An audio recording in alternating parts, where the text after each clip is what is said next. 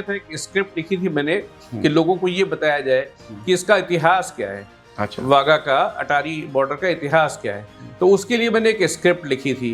तो then DG BSF उस वक्त होते थे मिस्टर पाठक, तो उनको वो बात पसंद आई। वाघा एक बड़ा मतलब प्रेस्टिजियस प्लेस है जी। और सारी दुनिया उसको देखने के लिए आती है, वर्ल्ड फेमस है। तो इसलिए वहाँ पर फिर वो स्क्रिप्ट भी मैंने लिखी थी और उसको मैं खुद जाके अमिताभ बच्चन साहब के साथ रिकॉर्ड करा के लाया था।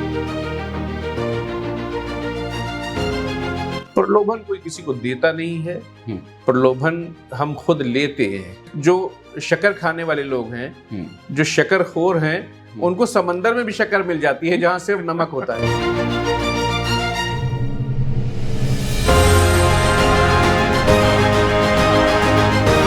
जो राजनीति है वो अगर राज की नीति के साथ की जाए और सही तरीके में लोगों के लिए की जाए तो उसमें सभी बाशऊर लोगों को आना चाहिए। जहां पर हम बच्चों के सॉफ्टवेयर पे ये लिख दें कि ये जो डूज एंड डोंट्स है कि ये करना है और ये नहीं करना है, तो जो उनको करना और नहीं करना के बीच की जो बात, जब तक हम फर्क नहीं समझा सकेंगे, जब तक उनके जो सॉफ्टवेयर है उसमें डूज एंड डोंट्स नहीं होंगे, तब तक हम इसको बहुत अच्छी तरीके से टैकल नहीं कर सकते।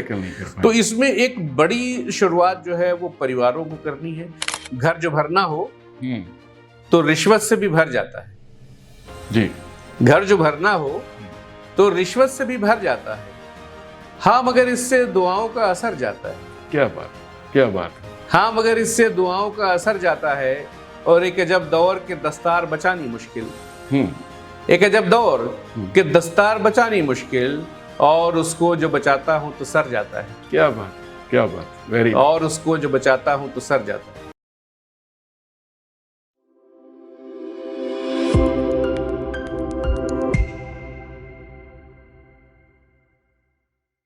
हर एक बुराई का बदल लाए हैं हम, जुर्म की दुनिया में गजल लाए हैं। शायरों में पुलिस अधिकारी और पुलिस अधिकारियों में शायर।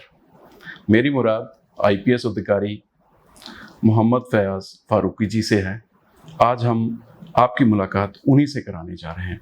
सर, आपका बहुत बहुत स्वागत है जी। जी शुक्रिया, बहुत बहुत शुक्रिया। बात यह है कि पुलिस अधिकारी, पुलिस की नौकरी मतलब एक सख्त लहजा जी, और उस सख्त लहजे में गजल मतलब ये कि दिल की भावनाओं को आप शब्दों में उतारते हैं और फिर जुबान पर लाते हैं जी। ये सुमेल कैसे संभव हो पाया? देखिए, मुझे लगता है कि पुलिस के बारे में लोगों में भ्रांति ज़्यादा है और शायद खुद पुलिस ऑर्गेनाइजेशन को इस बात का एहसास नहीं है कि पुलिस का लहजा सिर्फ उनके साथ सख्त होना चाहिए जो लोग सख्ती के हकदार हैं, और एक पुलिस का दायित्व उन लोगों के लिए है जो मासूम हैं, जो जुल्म का शिकार हैं, जो दबे कुचले हुए लोग हैं। तो उनके लिए, उन मासूमों के लिए, उन बेगुनाहों के लिए, उन दबे कुचले हुए लोगों के लिए पुलिस के पास एक हमदर्दी भरा दिल होना चाहिए और वो उसी के साथ हैंडल किया जाना चाहिए। जैसे हैंडल विद केयर है, एक टैग होता है, तो ये जो दिल का शीशा है बड़ा केयरफुली हैंडल किए जाने की ज़रूरत है। तो मुझे लगता है कि पुलिस के अंदर जो लोग मौजूद हैं उनको भी, और जो समाज के अंदर मौजूद हैं लोग, उनको भी ये समझना चाहिए कि पुलिस का काम सिर्फ सख्ती नहीं है। पुलिस का काम सख्ती इसलिए है ताकि कानून लागू किया जा सके। ये सख्ती इसलिए भी है कि मुजरिमों को कोई पनाह न मिल सके, लेकिन कमज़ोर और मजबूर लोगों को हमेशा इस बात की तसल्ली होनी चाहिए कि वो जब भी पुलिस के पास जाएंगे तो उनकी बात सुनी जाएगी। चलो, ये तो हुआ कि आप 95 बैच के आईपीएस अधिकारी हैं जी। 31 साल से ज़्यादा की नौकरी कर चुके हैं जी। शायद बहुत सारे ऐसे मौके भी मिले होंगे जब आपको भी सख्ती करनी पड़ी होगी। बिल्कुल। और जुर्म का सामना रोज होता है क्योंकि नौकरी का हमारा पेशा ही ऐसा है कि जुर्म और अपराधियों से जूझना। जी। आपने कभी प्रेशर महसूस किया कि जो मन का जो कवि है, जो राइटर है, वो कहीं दब जाता है ऐसी बातों से? नहीं, कवि नहीं दबता। इस मामले में कवि और शायर और कलम कभी नहीं दबते। तो ये दबाव कलम ने तो कभी महसूस नहीं किया है। और दूसरी बात, जब आप ईमानदारी के साथ काम कर रहे हो, जब आप इस उम्मीद के साथ काम कर रहे हो कि आप और आपकी टीम किसी गलत काम में मुलविस नहीं है, तो फिर किसी तरह का कोई प्रेशर नहीं रह जाता जी। जब हम अपने उसूलों से कहीं कंप्रोमाइज करने लगते हैं, जब हम इंसाफ के रास्ते को छोड़ के किसी और तरफ चले जाते हैं, फिर प्रेशर होता है। बिकॉज जब आप डेविएशन करते हैं तो उस डेविएशन को देख करके लोग आपके उस कंडक्ट को कोट करते हैं कि आपने पहले तो ये किया था, अब आप ये क्यों नहीं कर रहे। तो अगर आप इंसाफ का रास्ता चुनते हैं और हर एक के साथ वही सुलूक करते हैं जो कानूनन किसी के साथ किया जाना चाहिए, तो फिर मुझे लगता है कि किसी तरह का कोई दबाव नहीं रहता। चलिए, अब थोड़ा निजी जिंदगी की तरफ भी चलते हैं। जी, आप कहाँ से बिलोंग करते हैं और आईपीएस अधिकारी बनने तक का सफर कैसा रहा और उसकी वजह क्या थी? देखिए, मैं इलाहाबाद का रहने वाला हूँ। उत्तर प्रदेश में स्थित ये जिला है जिसे आज प्रयागराज कहा जाता है। तो हम लोग चूंकि इलाहाबाद से निकले थे, इसीलिए उसको हमेशा इलाहाबाद ही कहते हैं जी। तो दूसरी बात, हर सफ़र ज़िंदगी का अच्छा होता है। खा वो वैसे भी लोग कहते हैं कि बचपन से का सफ़र सबसे अच्छा होता है, फिर जवानी होती है और आप उसमें हर तरह के एहसासात होते हैं। तो मुझे लगता है कि हर सफ़र तब आसान हो जाता है जब आपके पास एक पॉजिटिव ओरिएंटेशन हो, आपके पास समाज के लिए एक मुस्बित सोच हो, एक सकारात्मक रवैया हो। तो मैं समझता हूँ कि मेरा वो सफ़र जितना भी रहा है, उसकी हाईलाइट ये है कि मैं हमेशा पॉजिटिव रहा हूँ, मैं ऑप्टिमिस्टिक रहा हूँ और मैंने कभी भी किसी तरह की किसी मुश्किल को मुश्किल नहीं समझा, कभी एक चैलेंज के तौर पे लिया। और हमेशा आज भी वो काम मेरी फंक्शनिंग में, पुलिस फंक्शनिंग में भी रिफ्लेक्ट होता है कि जब चुनौतियां आती हैं तो मैं ज़्यादा बेहतर तरीके से उसको हैंडल करता हूँ, और बजाय इसके कि हम किसी बात का शिकवा और शिकायत करें, उस मसले का मैं हल निकालने की कोशिश करता हूँ। तो और मुझे ये लगता है कि शिकायत कमज़ोर लोग किया करते हैं। तो जो लोग ज़िंदगी के सफ़र को जहाँ से भी शुरू कर रहे हों और उनको ये लगे कि कोई परेशानी और कोई मुश्किल हो रही है, तो उनको उसके सलूशन के लिए, उसके हल के लिए, समाज की बेहतरी के लिए काम करने की कोशिश करनी चाहिए।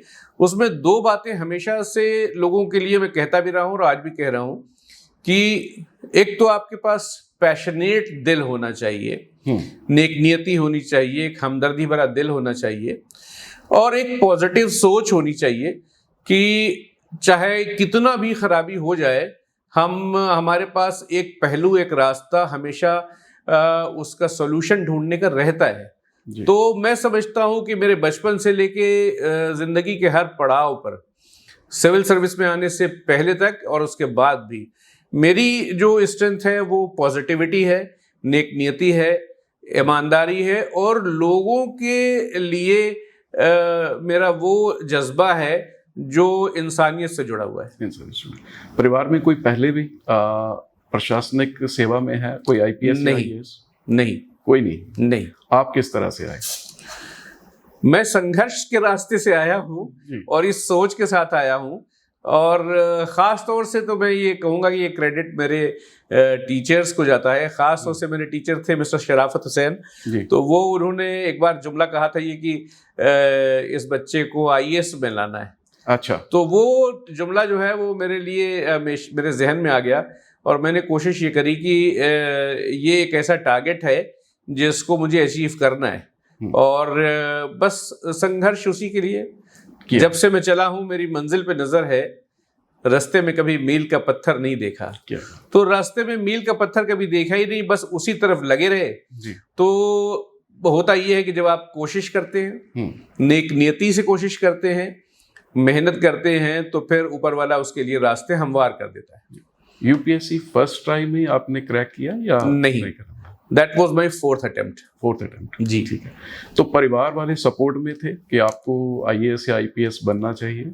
बिल्कुल। वो देखिए, आज का जो परिवार है उससे मुझे लगता है कि आज के 20 साल 30 साल पहले के जो परिवार थे वो ज्यादा फ्लेक्सिबल थे, ज्यादा उनका रुझान जो है वो बच्चों को मोटिवेट करने में होता था, उनको इस बात के लिए दबाव नहीं रहता था कि उन्होंने क्या करना है। तो इस मामले में मुझे लगता है कि परिवारों में भी बड़ा परिवर्तन आया है। और मैं अगर उस वक्त के अपने परिवार को देखूं तो उन्होंने हमेशा सपोर्ट ही किया और वो ये समझते रहे कि जब भी कभी जो भी बच्चा जिस रास्ते में कोशिश कर रहा है वो अपने लिए रास्ता बना ही लेगा। तो ये पॉजिटिविटी जो है वो परिवारों में आज हमारे दरमियान से खत्म हो गई है और आज हम बड़े एक रिजिड से माहौल के अंदर बच्चों को हमारी तरफ से इतना दबाव हो जाता है कि उनको संघर्ष करना है, उनको कुछ बनना है, कि संघर्ष की इस युद्ध में कई बार वो अपने आप को बहुत अकेला महसूस करते हैं। तो मुझे लगता है कि वो परिवार जो आज से 30-40 साल पहले के थे, उन परिवारों में, भारतीय परिवारों में खास तौर पे वो लिबर्टी थी, वो आसानी थी, वो खुलापन था जिसमें बच्चों को परवान चढ़ने के लिए एक उचित एनवायरनमेंट मिल जाता था। आपने पर्शियन में भी, लैंग्वेज में भी पढ़ाई की? जी हाँ। बहुत अलग सा है ये सारा जी। आईपीएस बनना, पर्शियन बहुत कम लोग शायद इंडिया में इस वक्त कर रहे होंगे। उसकी तरफ रुझान कैसे हुआ? बस चूंकि उर्दू से ताल्लुक था तो उर्दू के ऊपर काफी इन्फ्लुएंस है फारसी का, चूंकि उर्दू का जो रस्मुल खत है, जो स्क्रिप्ट है, वो पर्शियन है।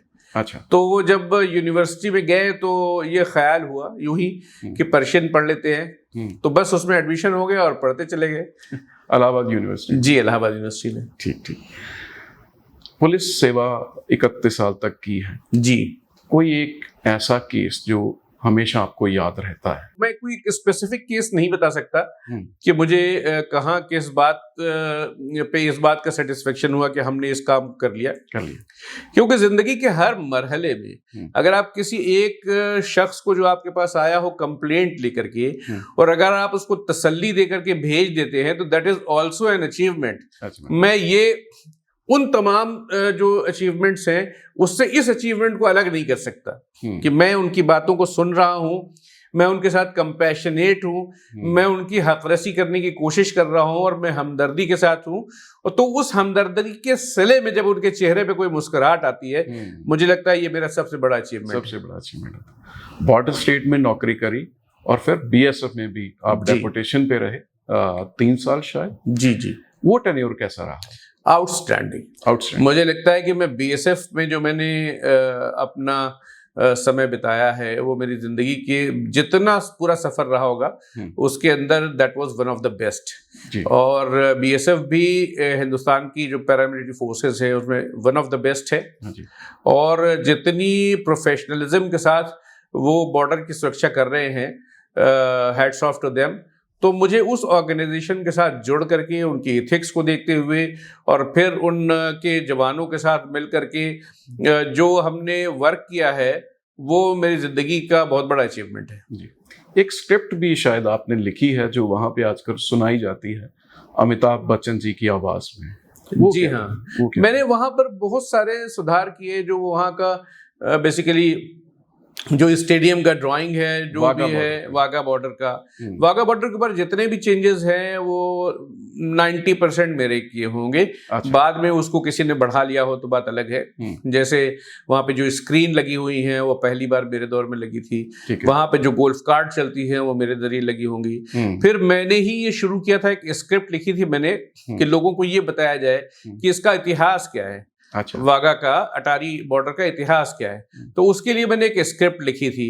तो देन डीजी बीएसएफ उस वक्त होते थे मिस्टर पाठक, तो उनको वो बात पसंद आई, उनको अच्छा लगा। तो फिर उनकी तरफ से ये प्रपोजल था कि एक स्क्रिप्ट लिखी जाए तो जिसको किसी सेलिब्रिटी के साथ, चूंकि वाघा एक बड़ा मतलब प्रेस्टिजियस प्लेस है और सारी दुनिया उसको देखने के लिए आती है, वर्ल्ड फेमस है, तो इसलिए वहां पर फिर वो स्क्रिप्ट भी मैंने लिखी थी और उसको मैं खुद जाके अमिताभ बच्चन साहब के साथ रिकॉर्ड करा के लाया था। अच्छा, खुद गए थे आप? जी हाँ। ये बड़ा मेमोरेबल एक मोमेंट। जी बिल्कुल, कोई शक नहीं कि बड़ा मेमोरेबल मोमेंट था।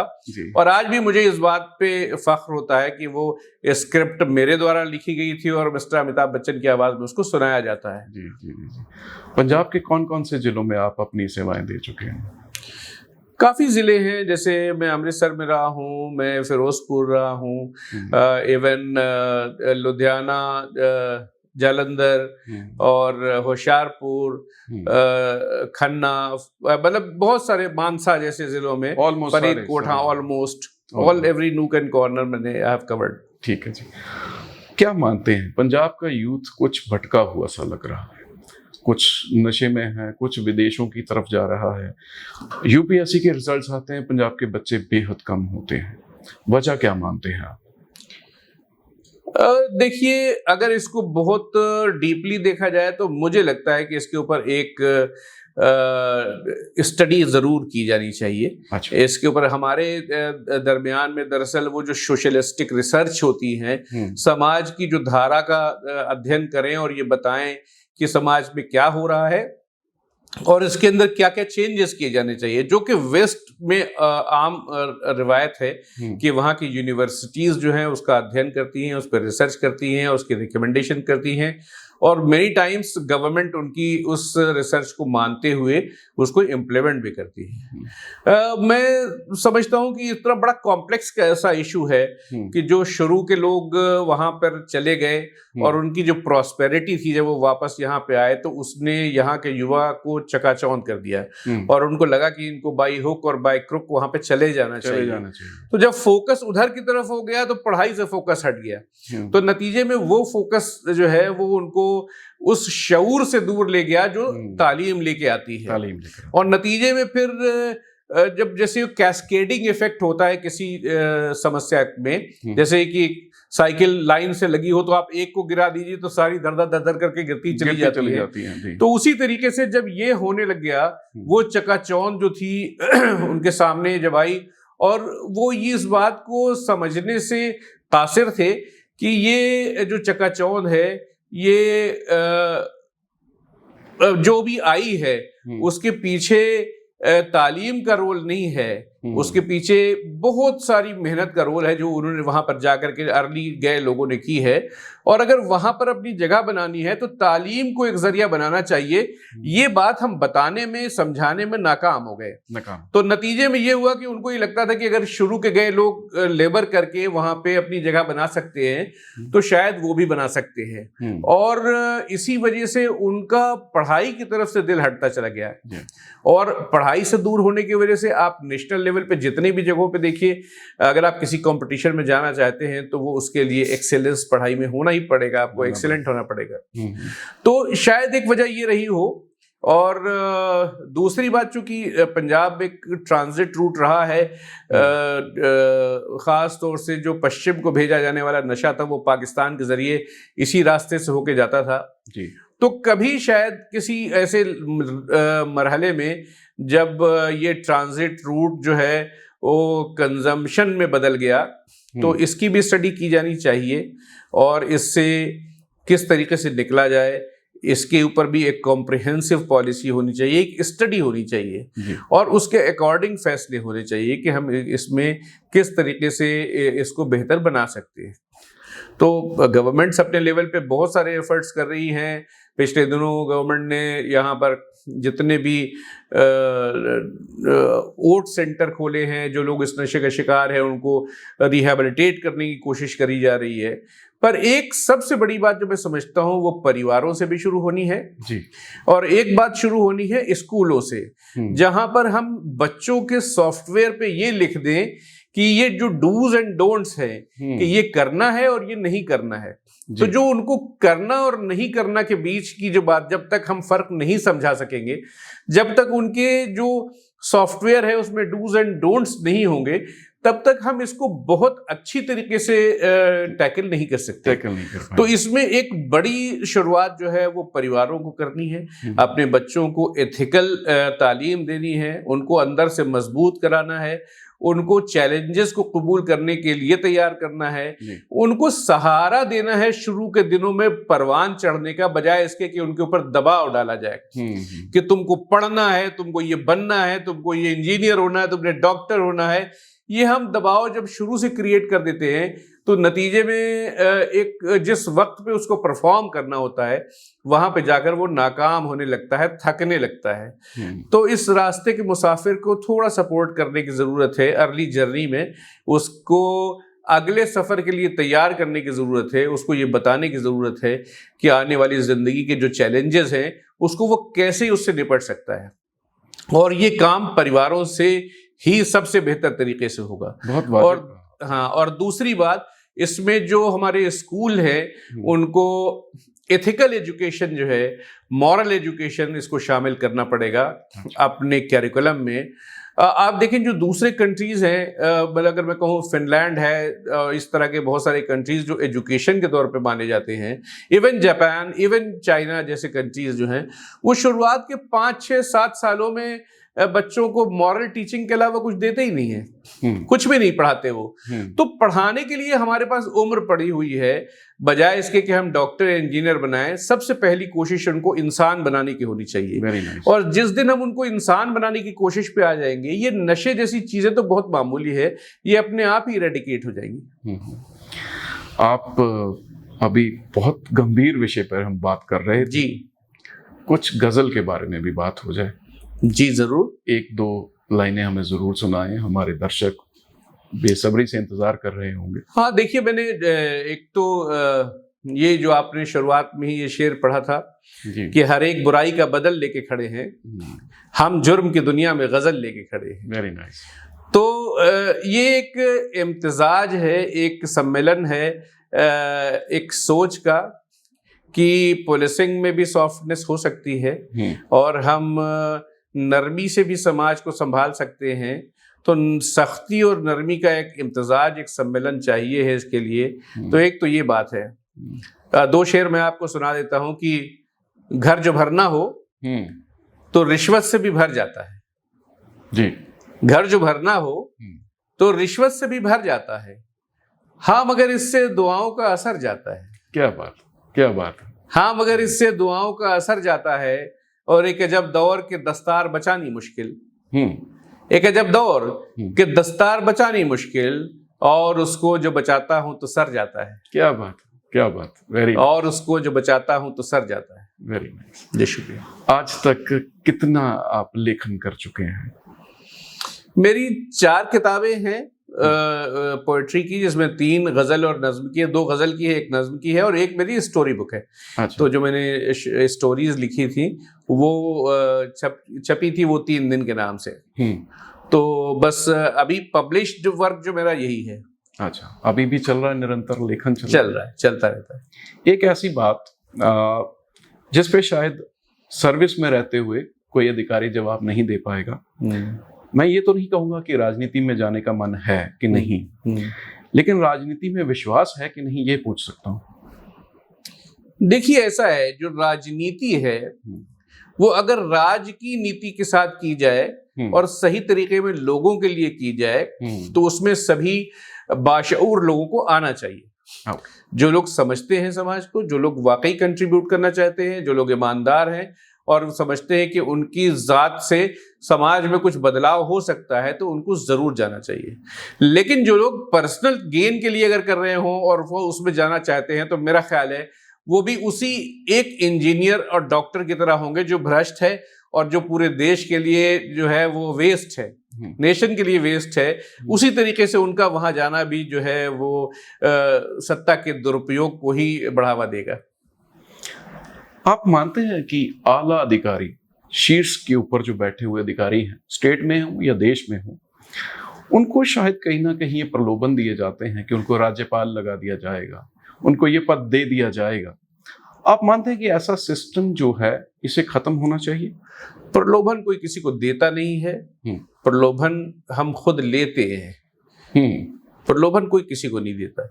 जब आपकी निगाह इस बात पे लगी हो, कहते हैं ना कि अगर जो शक्कर खाने वाले लोग हैं, जो शक्करखोर हैं, उनको समंदर में भी शक्कर मिल जाती है जहां सिर्फ नमक होता है।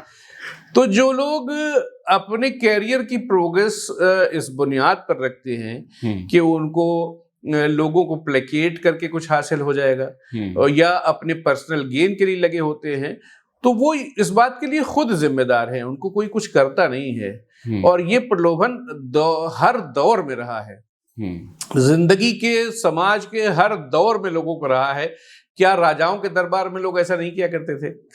बादशाहों के दरबार में भी ऐसे ही लोग किया करते थे। कट थ्रोट होता था, लोग एक दूसरे के ऊपर से गुजर जाने की ख्वाहिश रखते थे, लोग कुछ हासिल करने के लिए कुछ भी कर गुजरने को तैयार रहते थे। तो आज के दिन में हम ये नहीं कह सकते कोई उनको प्रलोभन दे रहा था। प्रलोभन के लिए हम तैयार रहते हैं। अगर हम इस बात के लिए तैयार नहीं रहेंगे और हम उस टेम्पटेशन को एक्सेप्ट नहीं करेंगे और ईमानदारी से काम कर रहे होंगे, तो ये जितनी भी कोशिशें हैं वो सारी बेकार हो जाएंगी। बात तो ठीक है। आप खुद भी पिता हैं जी, आप क्या मानते हैं, what is good parenting? What is good parenting? मैंने आपको अभी बताया ना, good parenting is to develop your child as a human being. आप इंसान के तौर पे उसको डेवलप करें कि उसके अंदर क्या क्वालिटीज पैदा हो रही हैं, क्या उसके अंदर समाज के लिए हमदर्दी है, क्या गरीबों को देख के, परेशानी को देख के उसका दिल दुखता है, क्या उसके अंदर इस बात का हौसला है, जज्बा है कि वो अपने कमाए गए पैसों में से दूसरों के लिए भी हिस्सा निकाले और उनको उसकी अपनी प्रोग्रेस में शामिल करे।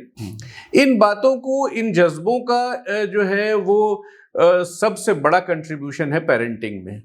जो लोग डॉक्टर, इंजीनियर और तमाम चीजें होती हैं वो तो लोग अपने आप ही हासिल कर लेते हैं। इसको ना तो हम आप किसी को दिला सकते हैं और ना आप दिला सकते हैं। कोई मेरे चाहे तो मतलब प्रधानमंत्री भी नहीं हो सकता, और ना मेरे चाहे कोई IAS होगा, ना मेरे चाहे कुछ हो सकता है। बिल्कुल, ये तो आरजू आप कर सकते हैं, पर ये इम्प्लीमेंट नहीं हो सकती, तो हमारे अख्तियार में नहीं है। अख्तियार में हमारे जो है वो उनको बेहतर इंसान बनाना है, जिसकी कोशिश हर एक को करनी चाहिए। बहुत सारे फरियादी बाहर आपका इंतजार अभी भी कर रहे हैं जी, ऑफिस का भी काम है, सप्ताह का पहला दिन है और आपने अपने बेहद बिजी शेड्यूल में से मुझे समय दिया। आपका बहुत बहुत धन्यवाद। बहुत बहुत शुक्रिया। Thank you very much. Thank you.